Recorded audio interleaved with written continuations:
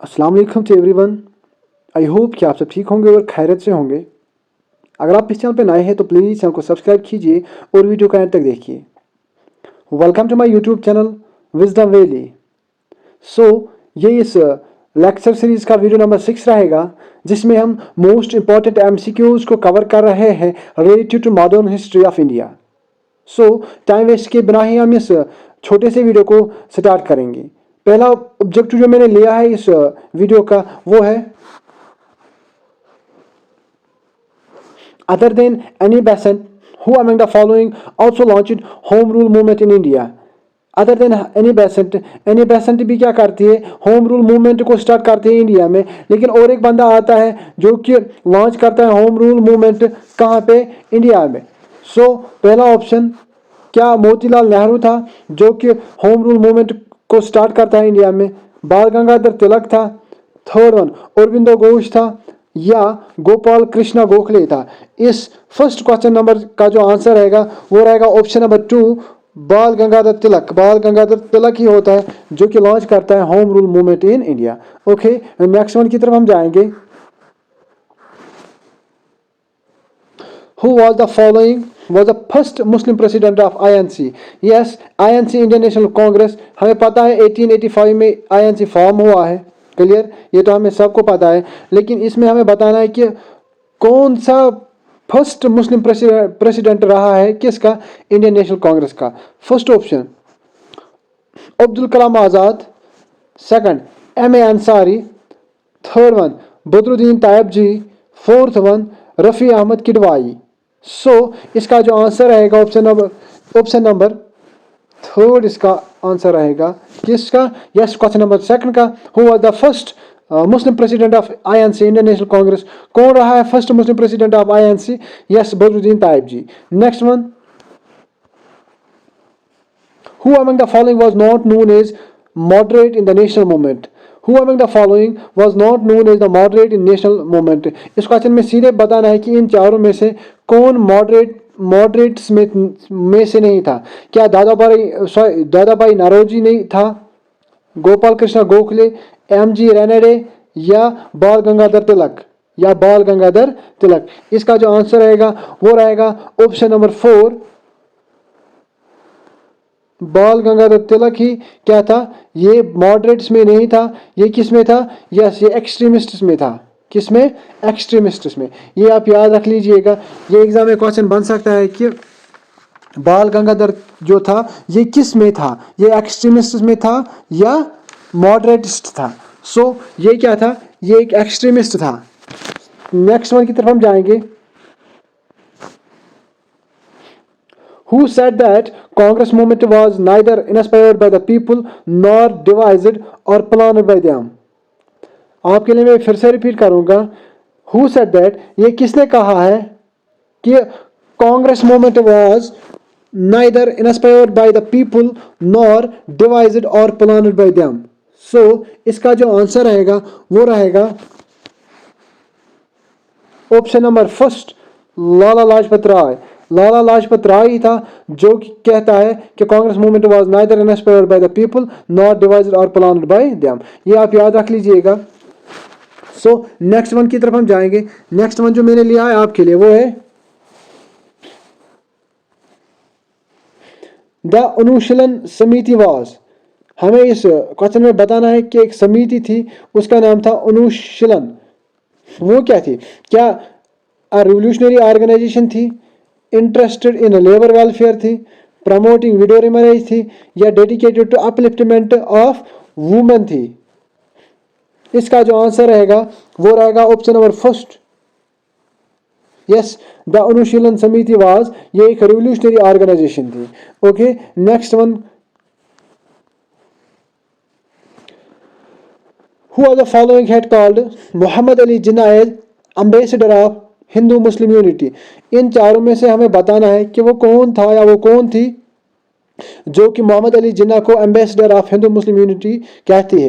क्या सरोजनी नायडू थी, क्या बाल गंगाधर तिलक था, एनी बेसेंट थी या इनमें से कोई नहीं? इसका जो आंसर रहेगा वो रहेगा option number first, Sarojini Naidu. Okay, ये आप डबल स्टार में रख लीजिएगा, बहुत ही इंपॉर्टेंट रहेगा एग्जाम के लिए।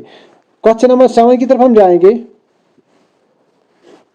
Who called Bal Gangadhar Tilak the father of Indian unrest? यहाँ पर इनमें से, इन चारों में से हमें बताना है कि वो कौन था जो कि बाल गंगाधर तिलक जी को फादर ऑफ इंडियन अनरेस्ट कहता है, फादर ऑफ इंडियन अनरेस्ट। सो पहला ऑप्शन वैलेंटाइन चिरोल था, लॉर्ड कजिन ने कहा था, या विंसेंट स्मिथ ने कहा था, या हेनरी कॉटन ने कहा था। इसका जो आंसर रहेगा वो रहेगा option number first, Valentine Chirol ही था जो कि बाल गंगाधर तिलक को क्या कहता है, yes, the father of Indian unrest. Question number 8, in which of the following movement Vande Mataram was adopted slogan for agitation? ये इंपॉर्टेंट है, इसको भी आप डबल स्टार ट्रिपल स्टार में रख लीजिएगा, ये बहुत ही इंपॉर्टेंट है related to examination point. So question क्या है, in which of the following movement Vande Mataram was adopted slogan for agitation? इस क्वेश्चन में हमें बताना है कि वंदे मातरम को कब अडॉप्ट किया जाता है as a slogan for agitation, for agitation. क्या नॉन कॉपरेशन मूवमेंट इन 1922, या Quit India movement 1942, partition of Bengal 1905, या रिवोल्ट 1857 जिसको हम फर्स्ट वार ऑफ इंडिपेंडेंस भी कहते हैं। लेकिन पार्टीशन ऑफ बंगाल इसका आंसर आएगा 1905। पार्टीशन ऑफ बंगाल में ही होता है क्या, यस, वंदे मातरम को अडॉप्ट किया जाता है as a slogan for agitation. Okay, 9 की तरफ हम जाएंगे। हु फाउंडेड द अनुशीलन समिति? अभी हमने पढ़ा अनुशीलन समिति इज अ रिवोल्यूशनरी ऑर्गेनाइजेशन, ये एक रिवोल्यूशनरी ऑर्गेनाइजेशन थी। लेकिन इस क्वेश्चन में हमें बताना है इस रिवोल्यूशनरी ऑर्गेनाइजेशन को अब फाउंड कौन करता है? क्या वीरेंद्र घोष करता है, नरेंद्र गोसेन करता है, राज बिहारी बोस करता है फाउंड, या प्रमाथ नाथ मित्रा, प्रमाथ नाथ मित्रा? इसका जो आंसर रहेगा वो रहेगा क्वेश्चन नंबर 9 का जो आंसर रहेगा वो रहेगा ऑप्शन नंबर 4, यस, प्रमाथ नाथ मित्रा ही था जो कि फाउंड करता है अनुशीलन समिति। अनुशीलन समिति एक समिति होती है जो कि रिलेटेड होती है रिवोल्यूशनरी ऑर्गेनाइजेशन, या सिंपली आप याद रख लीजिएगा वो एक रिवोल्यूशनरी ऑर्गेनाइजेशन थी जिसको फाउंड करता है प्रमाथ नाथ मित्रा। किसको? यस, अनुशीलन समिति। नेक्स्ट, व्हाट वाज कामागाटा मारो?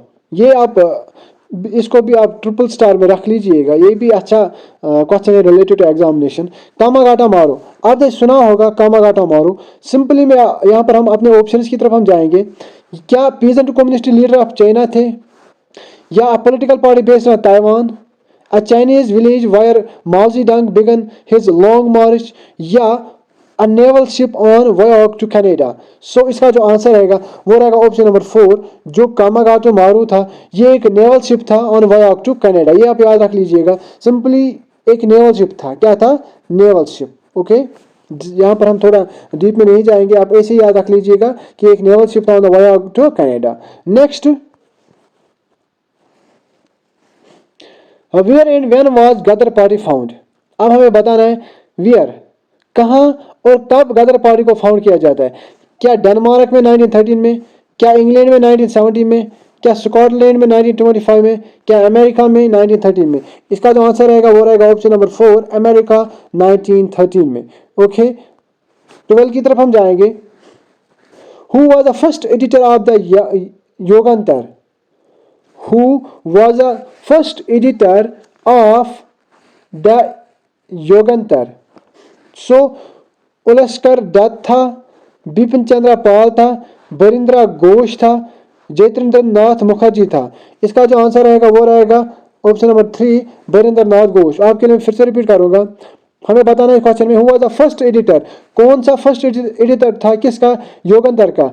क्या उलस्कर दत्त था, बिपिन चंद्र पाल था, बरिंद्र घोष था, या जयेंद्र नाथ मुखर्जी था? इसका जो आंसर रहेगा वो रहेगा option number 3, yes, Barindra Ghosh, option number 3।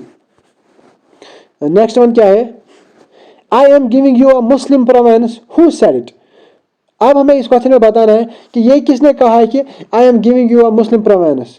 क्या लॉर्ड माउंटबेटन ने कहा है, स्टैफोर्ड क्रिप्स ने कहा है, लॉर्ड कर्जन ने कहा है, फजल हक ने कहा है?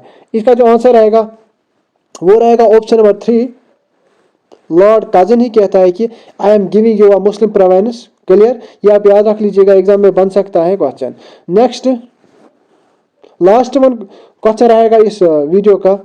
So question number 40, the revolutionary association Abhinav Bharat was set up in 1905 in yes एक रिवोल्यूशनरी एसोसिएशन को फॉर्म किया जाता है कब 1905 में, जिसका नाम अभिनव भारत होता है। अब कहाँ पे इसको फाउंड किया जाता है या कहाँ पे इसको सेटअप किया जाता है? क्या महाराष्ट्र में इसको सेटअप किया जाता है, उत्तर प्रदेश में, उड़ीसा में या वेस्ट बंगाल में? इसका जो आंसर रहेगा यस वो रहेगा ऑप्शन नंबर फर्स्ट, महाराष्ट्र ही होता है जहां पर सेटअप होती है या जहां पर सेटअप होता है रिवोल्यूशनरी एसोसिएशन अभिनव भारत 1905 में। ओके, इन इट लास्ट, अगर आप इस चैनल पे नए हो और अगर आपको ये मेरा कंटेंट अच्छा लग रहा हो, बेनिफिशियल लग रहा हो, तो प्लीज़ चैनल को सब्सक्राइब कीजिए। थैंक्स।